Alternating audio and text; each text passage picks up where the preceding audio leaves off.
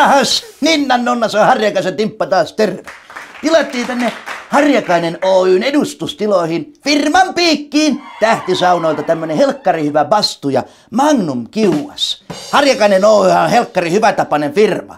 Meillä on monta sanontaa. Mikä tänä vuonna rakennetaan, se ensi vuonna saneerataan. Ja niin kauan saa kuseksia nurkkiin ennen kuin on jalkalistat laitettu. On tuo Kiukaallekin joku kusassu, saattaa olla Sulberi Arska tai joku. Arska ei päässyt tänään paikan päälle, te tiedätte, rakentaminen ja remontoiminen on kovaa puuhaa. Arskal on pienessä ajassa lähtenyt 8 kiloa, kun sillä meni jalkasirkkeliin. Meillä Harjakainen Oyn työtapaturmatilastot näyttää nollaa, kun kannetaan kaikki loukkaantuneet aina YIT:n puolelle. No, mutta se siitä. Ainoa, mikä tässä taantumassa ja lamassa pysyy, niin se on tää meidän edustussauna. Tää on helkkari hyvä tää tähtisauna. Täällä on monta kepulaistakin saunotettu. Tää on muuten tuppeen sahattua tää lauta täällä taustalla. Ja meillä on tuossa kuivatteluhuoneessa helkkarin paljon taidetta seinillä. Taulukauppoja tullut tehtyä.